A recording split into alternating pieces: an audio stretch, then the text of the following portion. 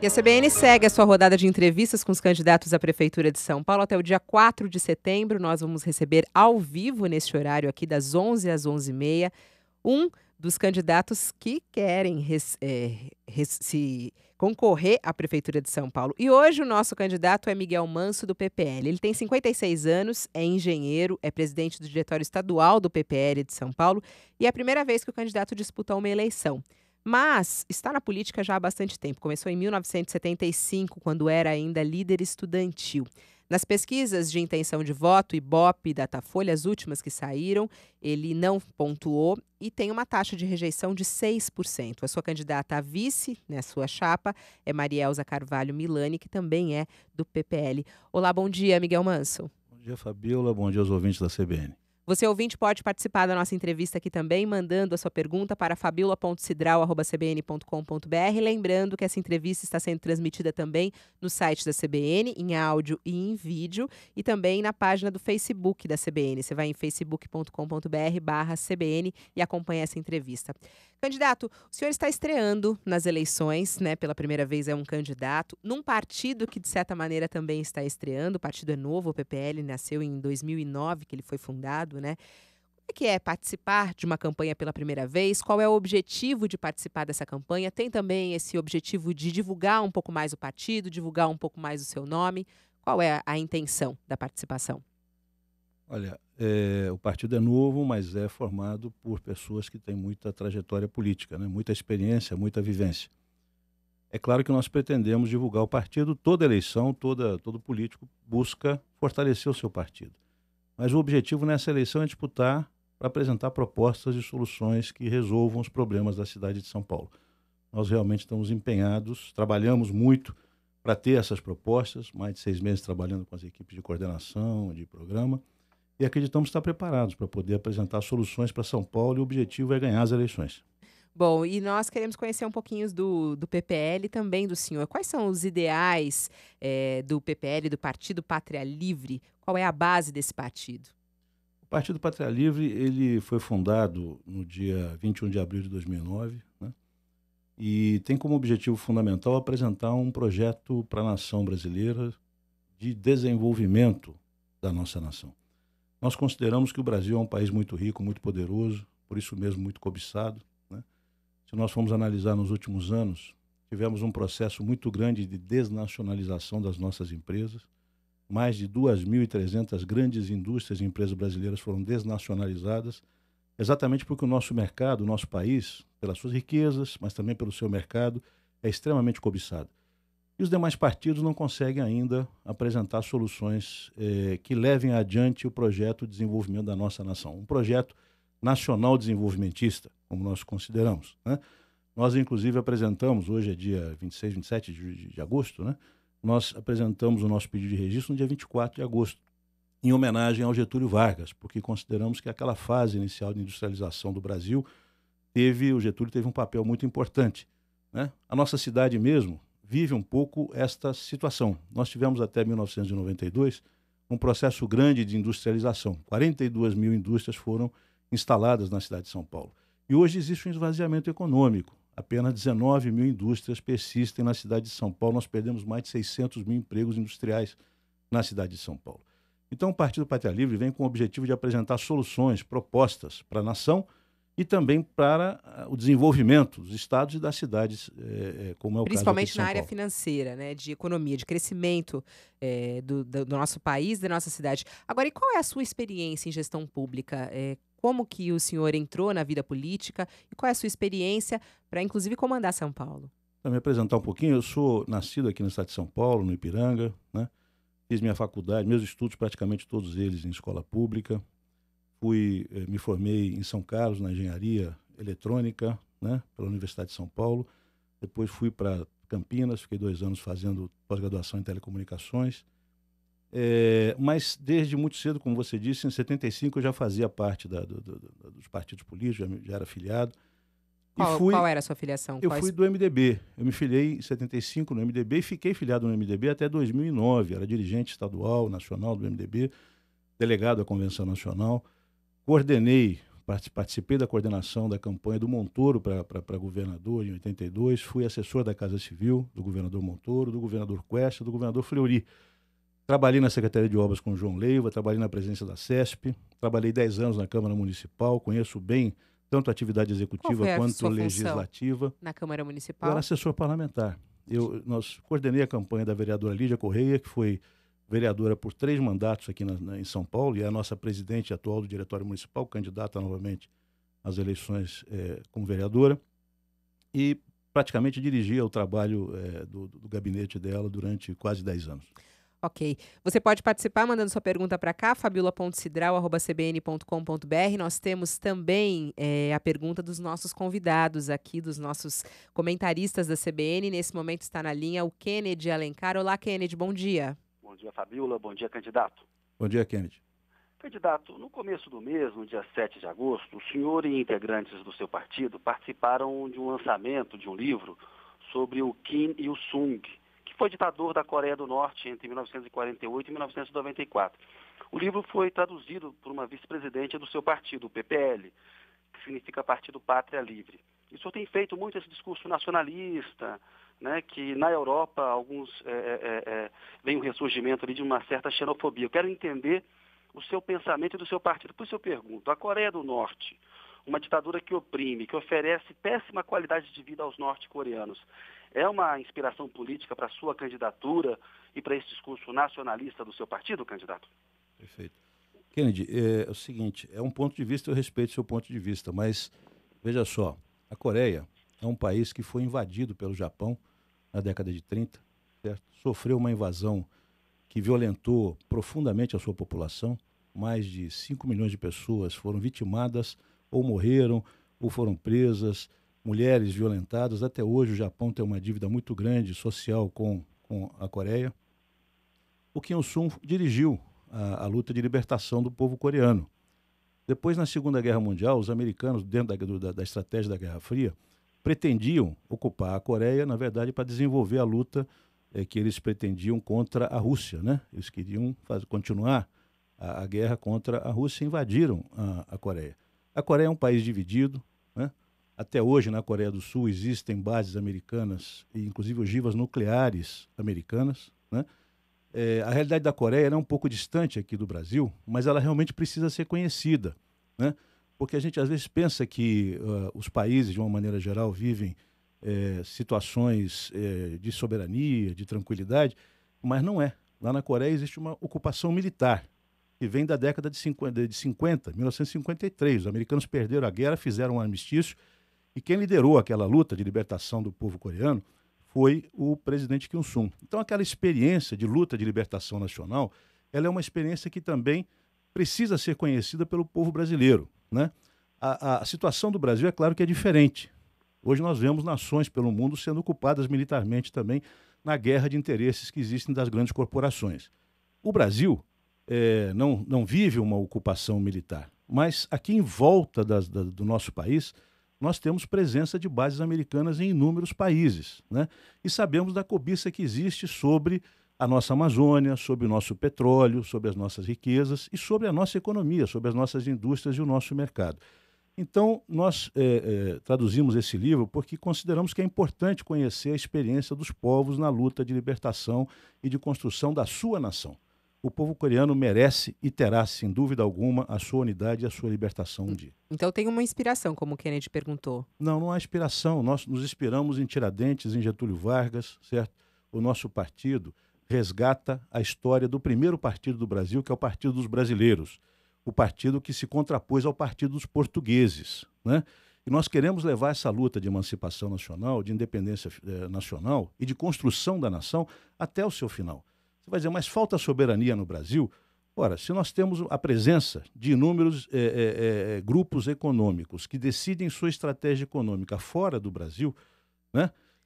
Nós vamos ter dificuldade de exercer a nossa soberania de forma plena. Até nesse ponto, então, que o senhor está tocando do nacionalismo, né, e da valorização da indústria, aqui em São Paulo, hoje, até a gente estava dando a notícia agora há pouco no CBN São Paulo, falando que um grupo francês ganhou a licitação para trocar todos os relógios públicos de São Paulo.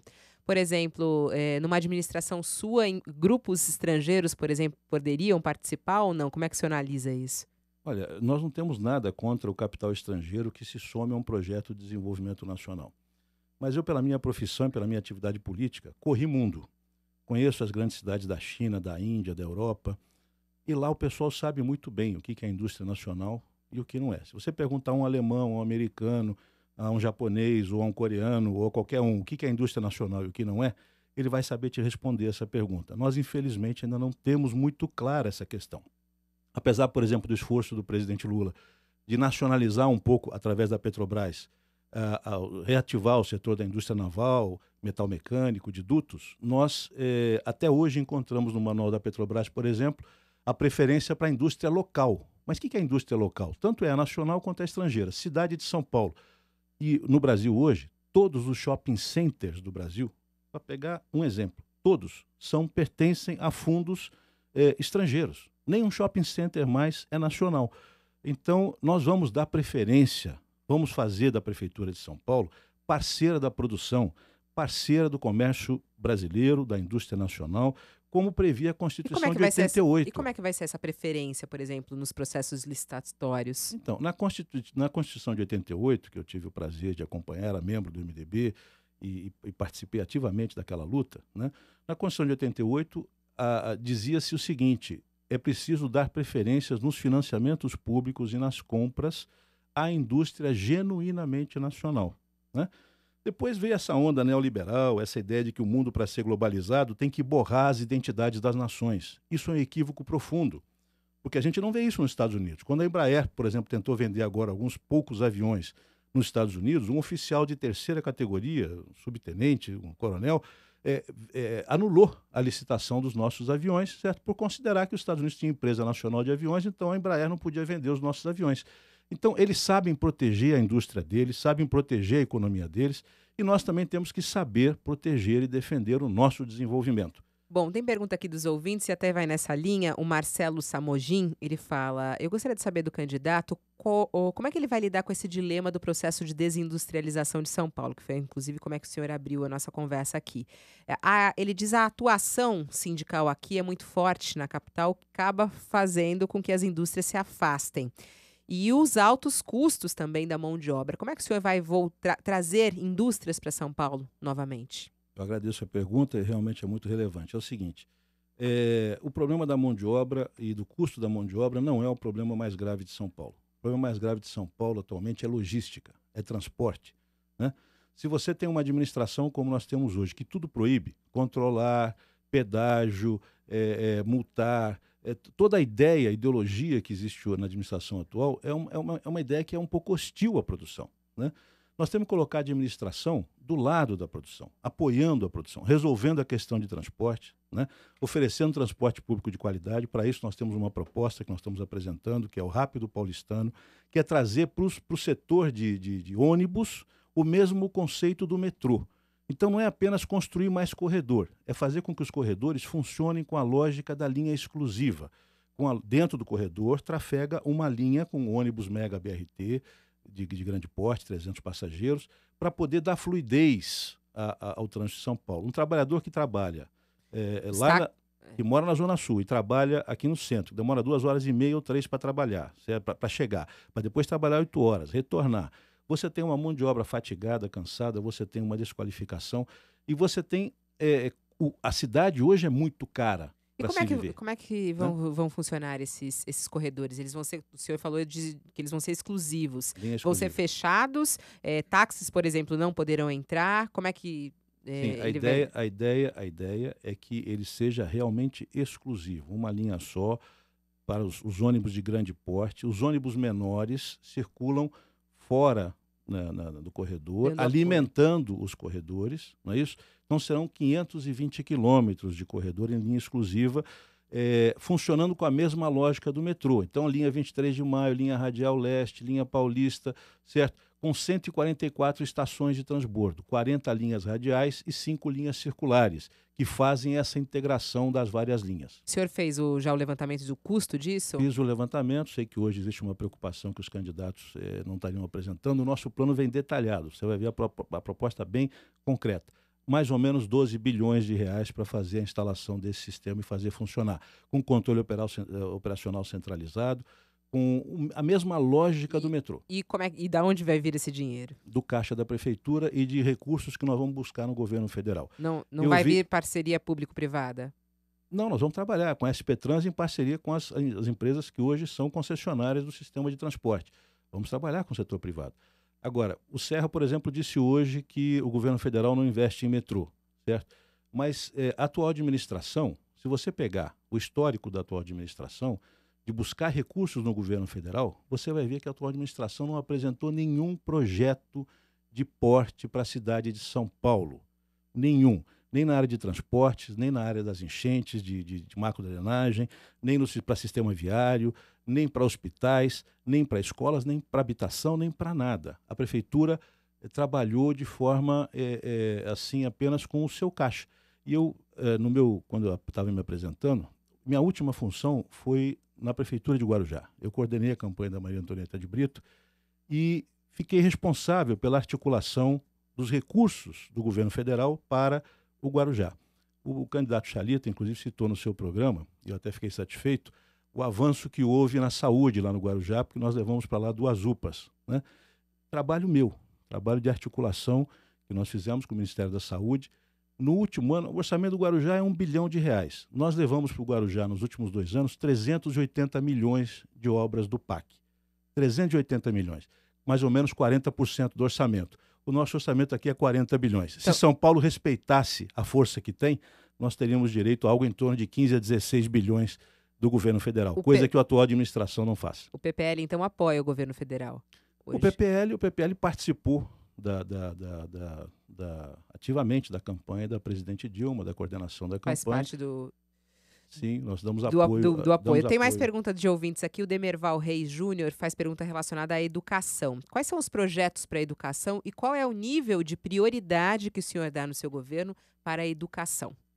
Prioridade é muito grande, mas eu queria dizer o seguinte. Ontem eu vi uma entrevista do prefeito dizendo que foram construídas 300 escolas, que houve uma melhora na educação, e a gente sabe que a realidade não é essa, porque não é só uma questão de estrutura física.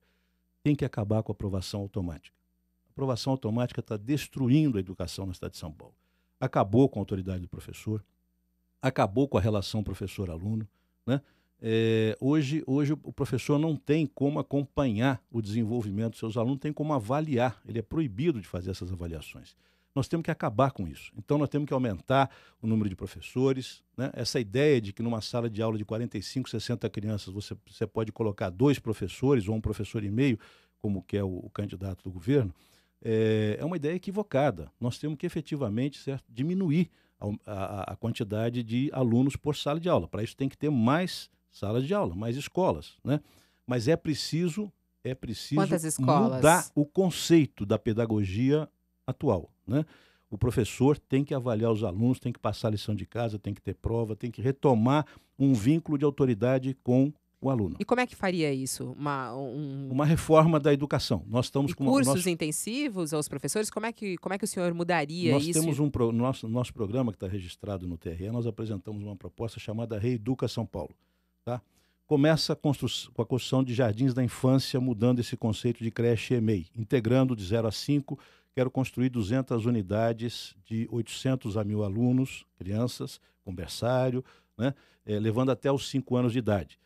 Essa fase inicial é muito importante, porque aí a criança ganha o afeto, ganha o carinho, ganha os conceitos fundamentais para poder seguir para a fase do ensino fundamental. No ensino fundamental, acabar com a progressão automática, dobrar o número de professores e criar as condições de que o professor possa avaliar, retomar a autoridade do professor sobre a educação. Para isso, reorganizar a pedagogia, retreinar os professores e reorientar a política educacional da cidade. Um trabalho de anos, né? Um trabalho de anos. Falando em educação, inclusive, nós estamos com o Gilberto Dimenstein na linha para fazer uma pergunta ao senhor, ao candidato Miguel Manso. Dimenstein. Candidato, também não seria interessante fazer uma espécie de impedir a aprovação automática dos próprios professores? Tem professores que não têm a menor condição de estar dando aula, né? Isso não sabe matemática, não sabe português, não tem menor preparo, não tem menor entusiasmo, e é uma dificuldade mandar embora mandar embora professor. Aí os sindicatos protestam, sabe? Os sindicatos às vezes estão mais preocupados com a corporação do que com o cidadão. Não seria interessante também fazer anualmente uma prova com os professores para saber se eles têm condição de ficar em sala de aula, e os que não tiverem serem automaticamente mandados embora, porque no final, muitos desses alunos que não passam de ano se deve a professores que não deviam estar em sala de aula. Você não concorda com isso, candidato? Eu acho que em todas as profissões e em todos os ramos, você vai encontrar bons profissionais e maus profissionais. Profissionais preparados e profissionais pouco preparados. Eu acho que o espírito deve ser, em primeiro lugar, o de qualificar. Deve ser o de treinar, deve ser o de melhorar a qualidade e preparar quem lá já está, né? Evidentemente, aqueles casos que forem incompatíveis com a função e que não tiverem a menor condição, têm que ser afastados da função. Agora, eu já fui professor e essa coisa de avaliar por prova o professor é muito complicado, porque tem gente que, às vezes, consegue, numa prova escrita, colocar bem os conceitos, mas não consegue transmitir, criar uma empatia, uma relação adequada com o aluno, né? Fazer a transferência do conhecimento e se entender nessa relação com o aluno. Então, a prova ela é uma avaliação muito restrita. Que tipo de avaliação poderia ser feita, então? Eu acho que o rendimento da própria turma que o professor dirige, né, é um rendimento que qualifica ou desqualifica o professor se ele for devidamente apoiado, qualificado, treinado, remunerado, se for dado a ele, por exemplo, as condições de que ele possa fazer essa avaliação dos alunos. Se você coloca um professor com 50 alunos, né, várias turmas, e quer que ele acompanhe 400, 500 crianças, ele não tem condição de fazer esse acompanhamento, nem sendo o melhor professor do mundo, né? Então é preciso modificar essa questão da relação do professor com o aluno na cidade de São Paulo. Pergunta do nosso ouvinte, Escola Cláudio. que ensine de verdade. Cláudio Vieira, que é do Adote um Vereador, ele pergunta em relação à segurança. Qual é o seu projeto na área de segurança? E pergunta se o senhor for eleito, qual é a sua proposta para a Guarda Civil Metropolitana na cidade de São Paulo, se ela vai ajudar o governo estadual na área de segurança pública. Isso, eu vou ajudar sim, vou ser parceiro do governo do estado, da polícia militar, vou treinar, qualificar, vou investir muito em segurança pública, também inteligência e vídeo monitoramento. Quero dar para isso um exemplo que nós também aplicamos lá no Guarujá. Quando nós assumimos lá o Guarujá, a cidade do Guarujá é porto, é área portuária, e não tinha direito no Pronace, no Ministério da Justiça, a receber recursos do Pronace exatamente para fazer qualificação da segurança pública, vídeo monitoramento. Eu trabalhei 2 anos, consegui qualificar o Guarujá pela primeira vez dentro do Pronace, levamos recursos, fizemos o vídeo monitoramento de toda a orla e estamos fazendo agora o vídeo monitoramento do Distrito de Vicente Carvalho. Vou fazer a mesma coisa aqui em São Paulo, nas 31 regionais, vou criar um gabinete de gestão integrada, vou fazer vídeo monitoramento, porque hoje, por exemplo, no céu você tem monitoramento, mas a imagem fica lá dentro. O traficante vai para o professor e diz assim, desliga essa câmera de vídeo. Quer dizer, essas imagens têm que estar sendo assistidas não dentro da escola, têm que estar assistidas por um gabinete de gestão que fique fora da escola, né, e que tome as medidas de segurança. Vou dobrar o número de policiais da Guarda Civil Metropolitana e aparelhar a Guarda Civil. Vou investir fortemente em segurança. Dobrar o número de... Um pouco mais do que dobrar. Nós precisamos de 20 mil guardas municipais. E dinheiro para tudo isso? São Paulo está com uma dívida de quase 60 bilhões, né? Como que o senhor vai lidar com tudo isso? Pois então, na verdade, nós temos que reorganizar o destino dos recursos da cidade de São Paulo e temos que ir atrás dos recursos no governo federal e também no governo do estado. É isso que eu queria chamar a atenção de vocês. Analise o nosso orçamento e pergunte à atual administração quais foram os recursos que a cidade de São Paulo buscou no estado e na União. Eu posso te dar um exemplo. No Ministério da Cultura, o coordenador estadual do Ministério da Cultura é um companheiro do PPL. Ele dirige o Ministério da Cultura aqui no estado de São Paulo. Procurou o secretário da Cultura da cidade para oferecer 4 praças culturais. Cada uma, 3 milhões de reais, dinheiro a fundo perdido. Era pegar o dinheiro, certo? Quer dizer, para poder fazer essa praça nas periferias de São Paulo, levar a biblioteca, levar teatro de qualidade, cineclube. O secretário da Cultura respondeu da seguinte maneira, não quero, porque isso é projeto de cidade pequena. Vai explicar no Grajaú, no Heliópolis, no Parque Taipas, que nós não merecemos ter uma praça cultural de 3 milhões de reais. Candidato Miguel Manso, para a gente até fazer aqui um jogo rápido para saber a sua opinião sobre outros pontos, eu peço que o senhor responda sim ou não. Derrubada do Minhocão. Não. Pedágio urbano? Não. Ampliação do rodízio municipal? Não. Restrição da circulação de caminhões? Eu vou modificar os critérios atuais. Mas sim, restringir. E as são motos? 40 mil caminhões que vêm de fora de São Paulo.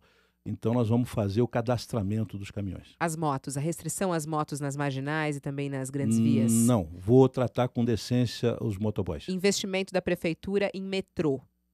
Investimento da prefeitura em metrô, nós vamos aportar aquilo que nós tivermos condições, mas vamos principalmente trabalhar para trazer o dinheiro de fora. Construção de estacionamentos públicos com o dinheiro da prefeitura? Sou a favor. As organizações sociais na saúde?